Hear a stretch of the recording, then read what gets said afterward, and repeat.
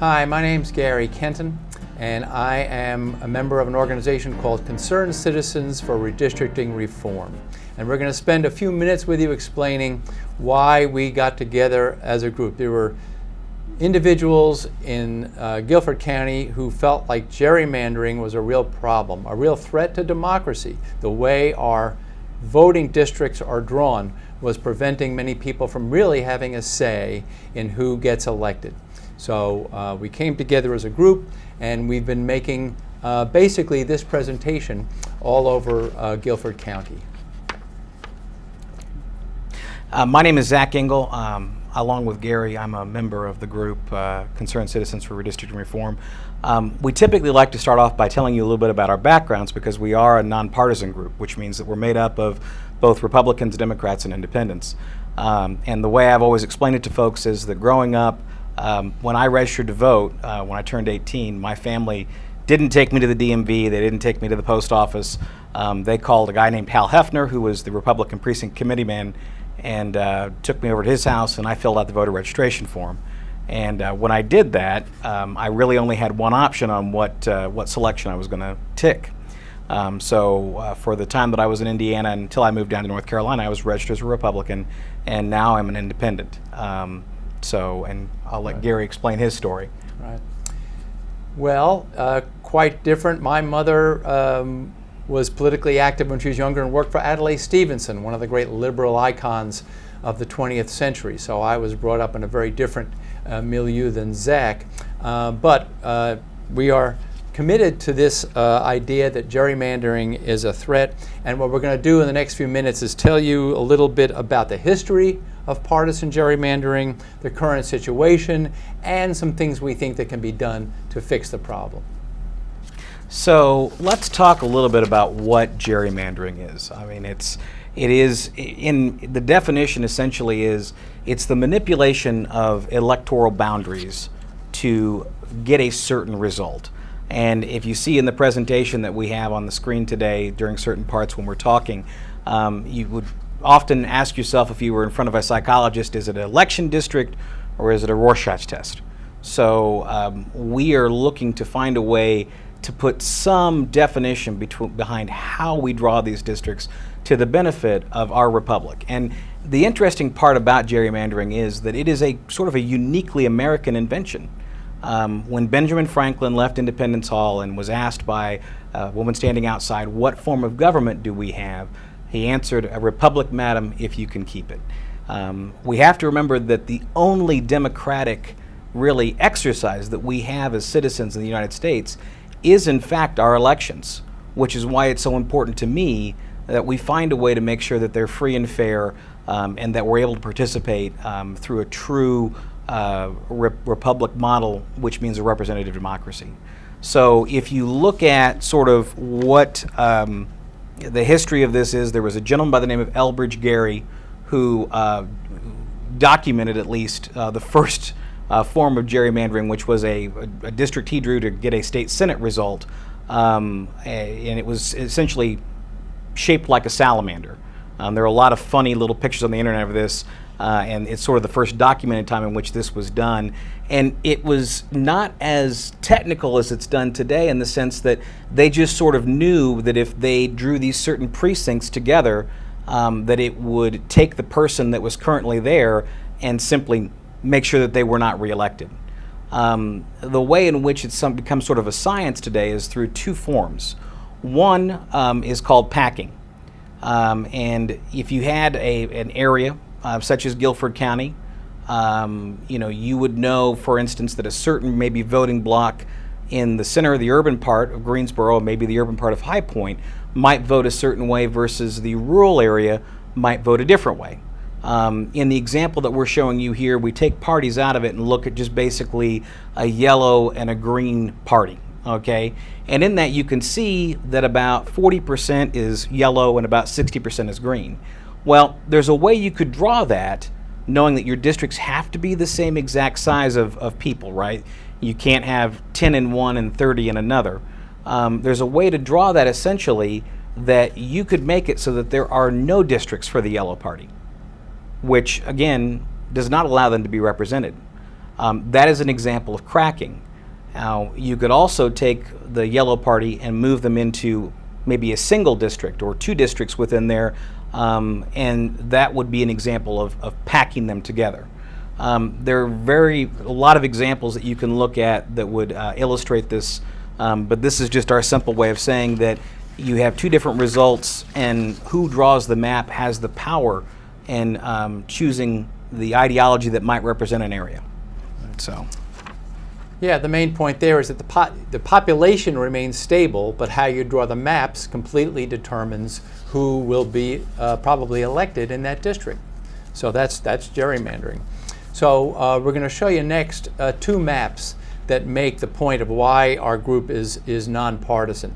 One map comes from 2003, and it's a Democratic gerrymander. And you won't be able to look at the map and pick out, the counties and all that, but it's just to say that map was drawn by a Democratic legislature, and it was to the advantage of the Democratic incumbents who made up the maps. So Democrats had a stranglehold on the legislature in North Carolina for a number of years. All right, fast forward to 2013, and the second map you see on the bottom is a Republican gerrymander, and it's one that is not exactly, it's been changed slightly to what we have today, but is very close to what we have today. And the advantage is to the Republican Party.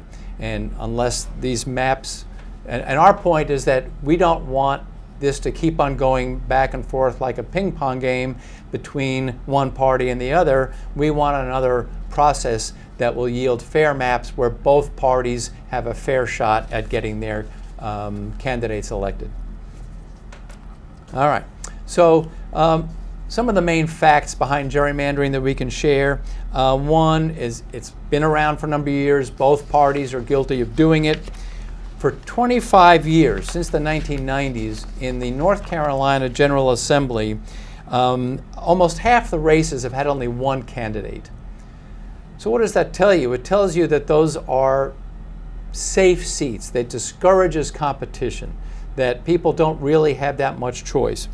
In the 2016 General Assembly election, almost 80% of incumbents had no primary race.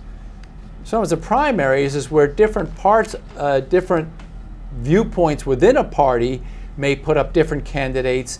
When there's no primary challenge, again, it means you're not getting a diversity of opinions. It means that the incumbent has a huge advantage.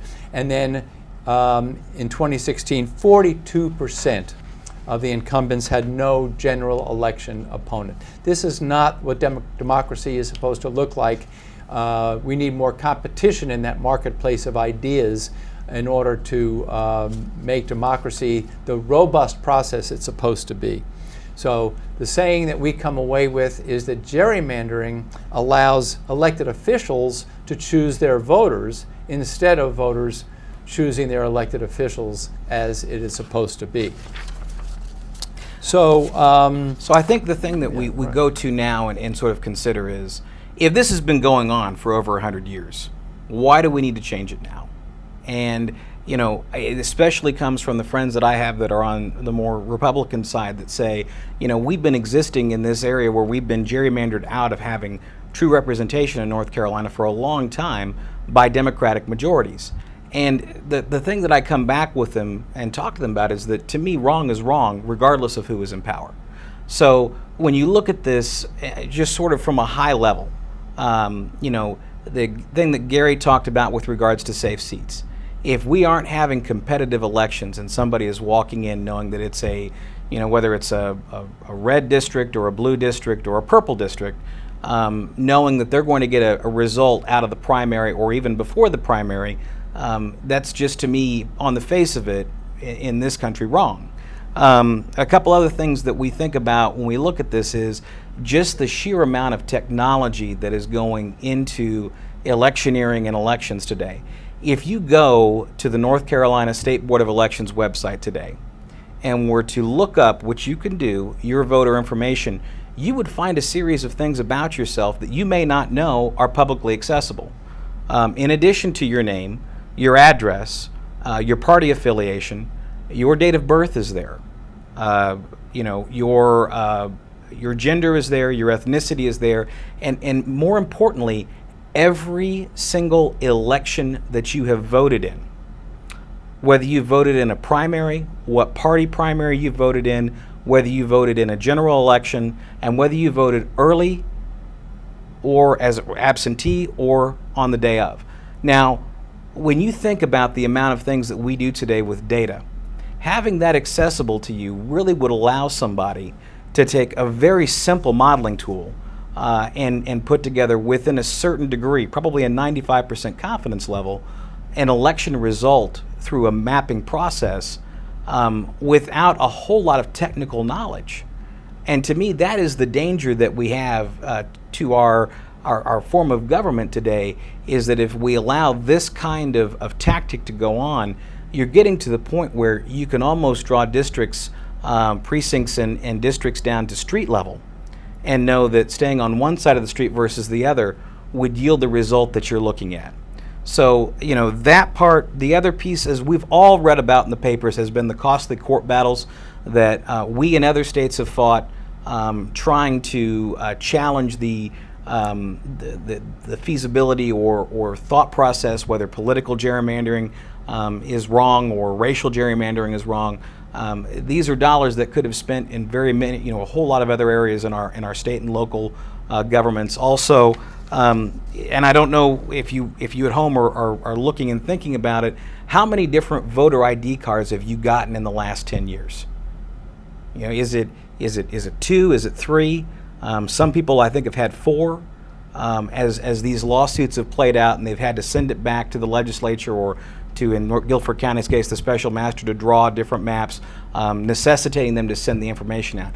The real issue we have with that is, it's great that we get the communication and we're told, but how do we know who represents us? When we have a challenge and we want to interface with our elected representatives, that's when you have you have to figure out over and over again, who is it that represents me? What district am I in? What precinct am I in? And who is my city council person, my state legislator, my state senator, or my congressional representative? And that really takes representative democracy and flips it and makes it very difficult for the people to access the people that are supposed to be representing them.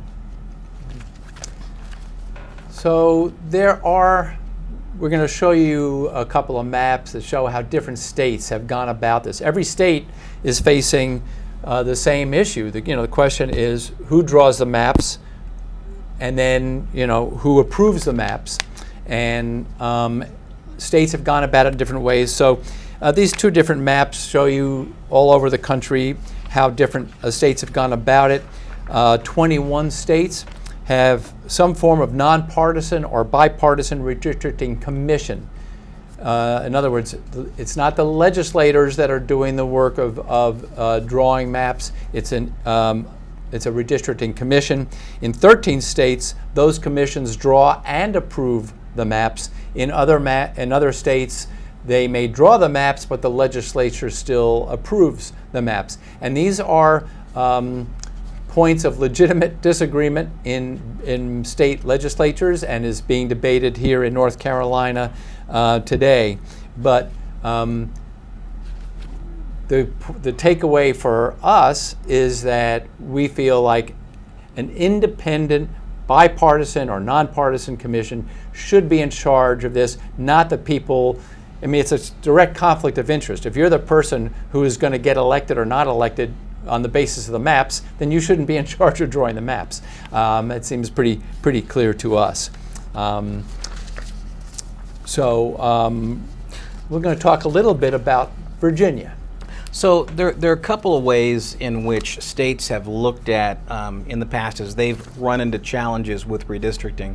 And one of those examples, very recent, there were two in Michigan and in Virginia. And Virginia, to us, having studied, is much closer to the model that we would have to take, and we'll explain that in a moment. In this instance, the Virginia legislature currently oversees redistricting, very similar to the way it's done in North Carolina today. And so, in that regard, because they have the constitutional power to do this, they also have to be involved in allowing that power to be put into another body or group to draw those districts. So what has happened is in January 2019, Virginia lawmakers overwhelmingly approved a measure to add a congressional amendment, or a constitutional amendment to their constitution to allow for a non-partisan redistricting group to draw their maps. It would create a 16-member advisory commission and would include a mix of citizens and lawmakers. We feel like, based on the lack of citizens initiative in North Carolina, this would be the route that we would have to take. And it involved, similarly to what we're trying to do, bringing together a diverse group of people from different political backgrounds and different geographies within the state to really put pressure on their elected representatives to say, we want this, there's a reason we need to do this, it's the right thing for, at their point, the state of Virginia, but for us, the state of North Carolina, to really put forth something that would end a better result. So if you look at the way in which North Carolina draws maps, the legislature has the power to draw the maps. And there's two things to remember here. There's two different maps that have to be drawn, right? There are the state legislature maps, both the House and the Senate, and then on top of that, there are the federal maps that the legislature draws for congressional districts for your House of Representatives folks that are serving in D.C. The legislature approves those maps, and there are requirements within the North Carolina Constitution around how the state legislature districts must be drawn. And we're not advocating any change to that. If anything, what we'd like to see, which is not included in the North Carolina state constitution, some form of I guess, similar to what's done here, rules that are around the federal districts, which don't exist today. So if you look at sort of the commonplace things that are in the Constitution for the state legislature, it's that districts must be continuous and compact. They need to cross county lines as little as possible. If you think about here in Guilford County, our Guilford County delegation comes and meets with us on a regular basis in both Greensboro, High Point, and some of the outlying areas like Oak Ridge, Stokesdale, Reedsville, Brown Summit, and Summerfield. They'll meet directly with that group, and the fact that there are not as many of them crossing the county lines, it makes it easy for them to go and meet with those communities of interest. And communities of interest should be taken into account. So because North Carolina does not allow for a statewide citizens initiative, meaning that you can't go out and get 5,000 signatures on a piece of paper to put a question on the ballot, or 100,000 signatures to put a constitutional amendment on the ballot. We really have to work with our state legislature and our current legislator leaders to put this initiative forward for some sort of approval by the people. Well, so as we said, there are a lot of different ways different states go about it. So our group sat down, and other groups have done the same thing, to try to say, okay, well, we need to establish some principles that need to be followed in order for this process to be successful, to end up with fair maps that will serve our democracy well. So I'll just walk you through the 5 principles for redistricting reform that we've come up with. Number 1 is that the legislature needs to be included. That's not an option in North Carolina. The legislature is going to be included. We don't have the ballot opportunity. Number 2 is we think citizens and impartial experts should be part of the commission. Number 3, we think strict rules should be established, much as Zach was talking about, that would apply the basic standards that the district should be as compact as possible, should be contiguous, not broken up, should keep local government units together and communities of interest. The main issue, one of the main examples in Greensboro is that the campus of North Carolina A&T State is broken in half into 2 different districts. That would not be permissible by these principles. We think one of the principles is that partisan data should not be used in the making of the maps, and that voting rules require bipartisan support. Even though one party may have a majority, there has to be bipartisan support for these maps to be approved. We think also that there should be some provision for citizen participation, certainly complete transparency, so citizens can see what the process is, so they can have confidence that the maps are being drawn in a fair way. And then the last one, and again, can be different groups have disagreement about this, but we feel that the maps should be final on the vote of the commission rather than the legislature. So the legislature needs to be involved at every step, but in the end, the independent commission should say, here are the maps. So this kind of comes to the point where we make an ask of the people that are out there watching this, and that is, we need your help. Our goal as a group, as the Concerned Citizens for Redistricting Reform, is to urge our legislators to establish an independent commission and not just pass a law, but to put a constitutional amendment on the ballot in 2020, establishing this commission in such a way that it must exist into perpetuity. That this would be our way for operating as the state of North Carolina and how we draw our maps. And both state legislature and congressional maps. So we are working to go out and meet with different groups, and part of this is our sort of digital way of doing so with you today, but to make presentations to them, to inform them about it and things that are happening in the legislature today, which there are several bills that are sort of passing through in different stages, some of which are better than others, but then to ask for your help in sort of working to influence your elected representatives to pass this bill. So if you look at the screen, you see our contact information. If you want more information from us about redistricting, any of the issues that we're raising, please contact us. If you'd like to join us and help us in our work, if you have a recommendation of a group you think that we should reach out to give our presentation, we would appreciate that. Again, we feel this is a really important issue. No matter what your main issue is, whether it's the environment, whether it's education, it's very difficult to make progress on those issues without having this robust debate that you get in campaigns, and you don't get that robust debate if the system is rigged, if the maps are made so that there's no competition. So we feel this is a real essential issue for our democracy, and we appreciate your attention and we appreciate your help. Thank you.